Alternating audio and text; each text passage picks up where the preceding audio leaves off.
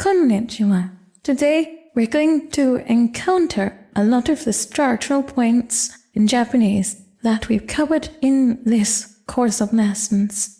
Them action in real situations. And we're going to do that by continuing with the Kaidan, a Japanese story that we've been reading over the last few lessons by courtesy of our Japanese partner channel, Akashic Tales.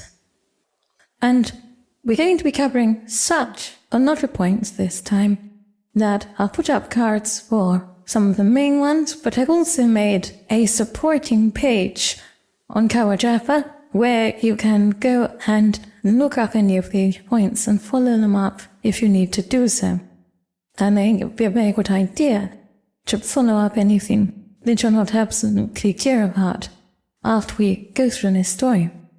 Now, to remind you where we got to at the end of last week's lesson, our heroine had gone to a drinking party at her senpai's apartment. After she left the party and was walking home at night, she became aware that she'd left her keitai denwa, her portable telephone, in senpai's apartment, so she went back, pressed the bell, but there was no answer, turned the handle off the door, and found that it wasn't locked. So she walked right in. So let's see what happened next.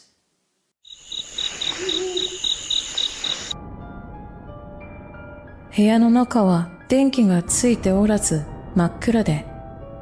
どうやら先輩はもう寝てしまったらしい。不用心だなぁ、と思った彼女は、電気をつけて先輩を起こそうかと思ったが、先輩がかなり酔っていたのを思い出し、そっとしておくことにした。真っ暗な中で自分の携帯電話を探し出すと、忘れ物をしたので取りに戻りました。と一声かけて部屋を後にした。部屋の中は電気がついておらず。Now, sometimes we understand that 電気をつける means turn on the lights. Literally it means turn on the electricity, but it in fact refers to the lights. The only problem with this clause is orazu. What does that mean? Well, oru means the same as geru, which is to be. Generally we're told that it means to be of animate beings like animals and people. It's not quite as simple as that, and I've explained that in another lesson which I'll link. Oru is a rather older form of iru, but we encounter it in a variety of circumstances. For example, it is used in keigo as a humble form, kenjogo form of iru, which we use to humble our own actions and possessions, but it's also used in dialect, in kansai-ben, for example, and it's used in literary contexts to give a literary narrative feel, and that's how it's being used here.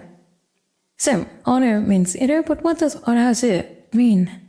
Well, we also have to understand that zu is also a piece of older Japanese, which gives a literary feeling to a narrative, and it's simply a negative helper like nai. So why is it orazu? Well, that's because, while iru, as we know, is an ichidan verb, oru, as it happens, is a godan verb. So, as with all godan verbs, the negative helper is attached to the a stem. So that's what's happening here. Orazu means the same as inai. So, denki ga tsuite orazu means the electricity existed in a state of not having been switched on, or in plain English, the lights were off. Makkura de.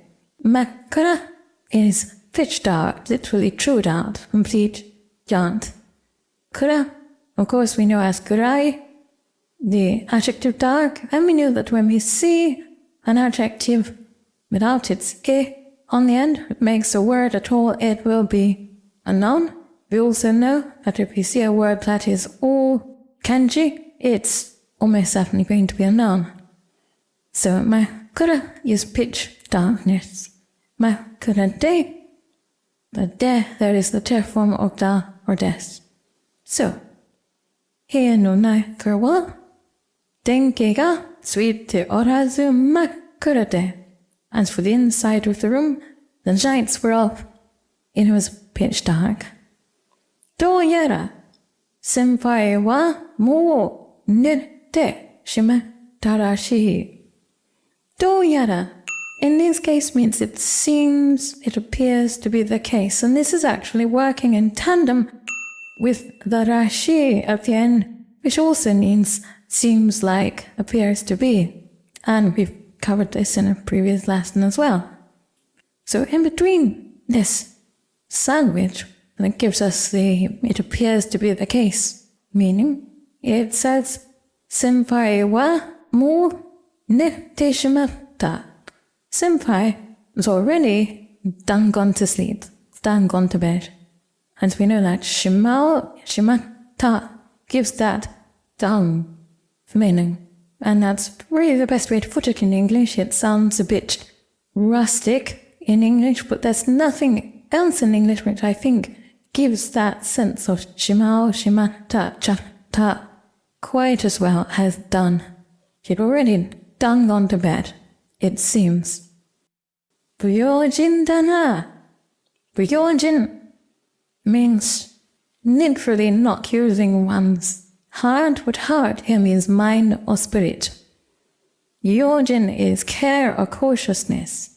Buyojin is lack of care or lack of cautiousness, but this particular word, buyojin, tends to mean lack of cautiousness in relation to criminal or other hostile activity. So we might say that walking alone in a dangerous place is buyojin, or leaving valuables on display in her car is buyojin, and here leaving her door unlocked at night so anybody can just walk in is buyojin.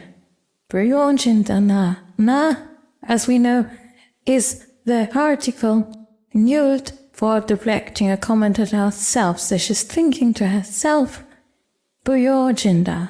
It's reckless, dangerous behavior. Buyojin dana to amotta kanojo wa. So she, who was thinking this, denki o tsukate senpai o akoso ka to amotta ga. Alright, so this looks a little bit complicated and we still haven't finished the sentence, but let's just take it bit by bit. As to, she thought, buyojin, unsafe, dangerous behavior. She thought, to amotta kanojo. She who thought that, she then thought something else. Denki o tsukete. Tsukeru, of course, is the Adamu version of tsuku, so she's sort of switching on the lights. Senpai o okoso. Now, as we know that so ending is a volitional ending, okoso ka. She's thought about taking the action of awakening senpai, okosu, to wake someone up, or kiru, can wake up herself, okosu. Su endings, as we know, mean other move verb. So okosu is to wake someone else up. Okoso ka. So she's thinking about this action. The ka, as we know from another lesson, marks a question, that's to say a proposition. So the proposition was taking the action of waking up senpai. And this is what she thought. But senpai ga kanari yo teita na ba amoedashi. So kanari is another one of those adverbial nouns that can modify a verb or an adjective without the ni or to that's usually needed for a noun to modify a verb or an adjective. So tanari, miso, yotte ita. Yo is to be sick or to be drunk. In this case, drunk. Kanari means sufficiency or pretty much or very. So she was pretty drunk. She was in a state of being pretty drunk. Kanari yotte ita. No. And no, of course, bundles that statement into a noun box.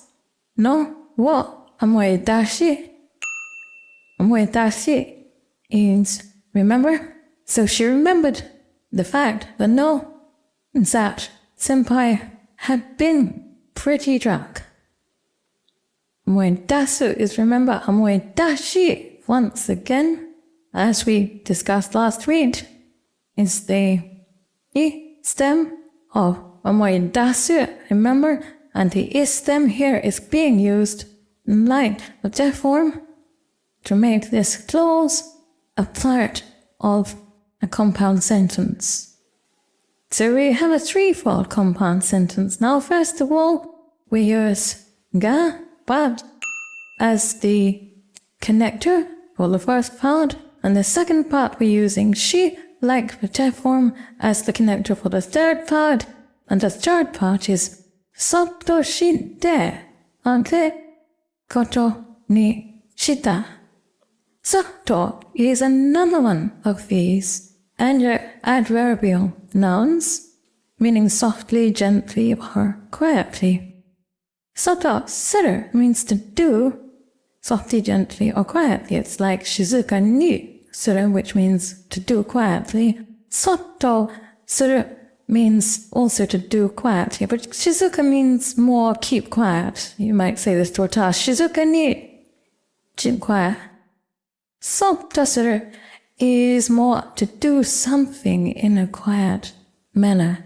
Now, shizuka can be used in that way too, but soto suru means to do something quietly. It can even mean secretly. Shizuka can't mean secretly. Soto can mean secretly. Here it doesn't mean secretly, but it does mean doing something quietly so that someone else won't be aware of you doing it, which is a kind of implication that soto often tends to have. Soto shite oku, as we know, is to put in place an action. Oku means to place something.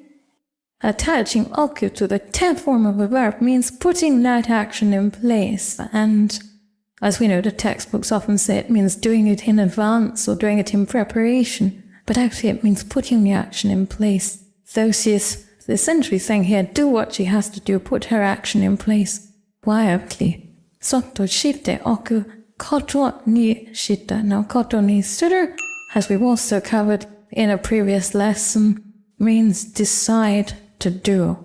So this last bit means she decided to put her action quietly into place, literally. So we've got this whole sentence here. Ryojin dana to amotta kanojo wa denki o tsukete senpai wo akusou ka to amotta ga senpai ga kanari yotte ita ya wo omoidashi soto shite oku koto ni shita.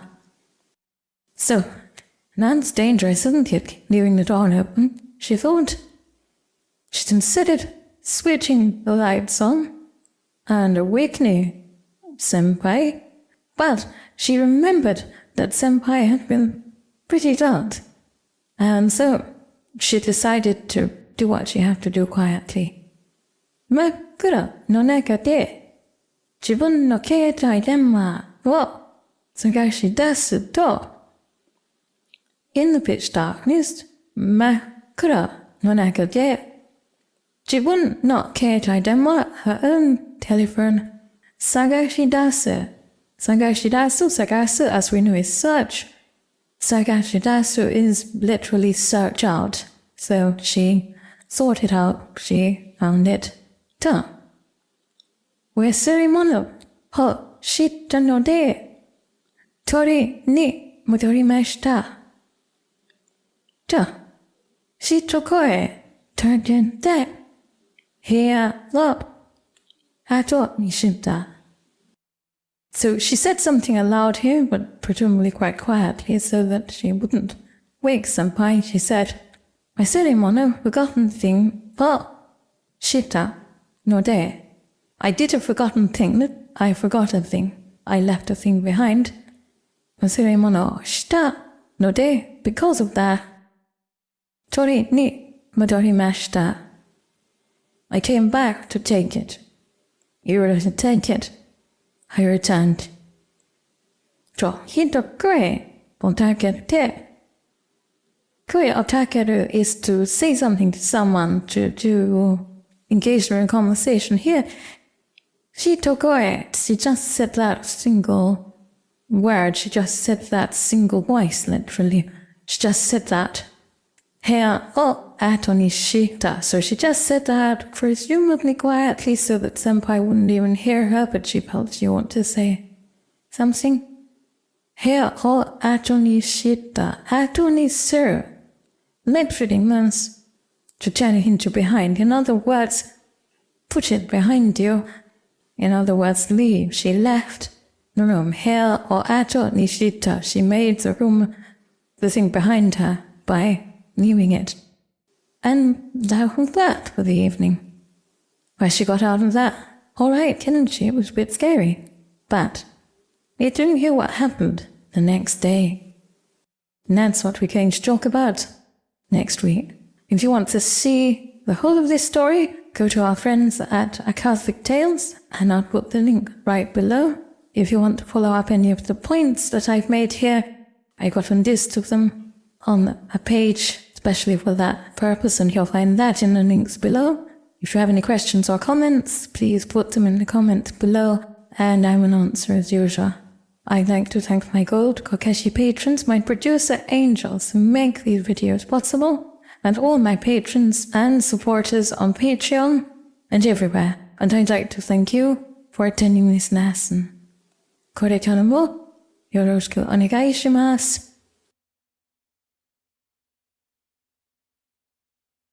Class Kismet.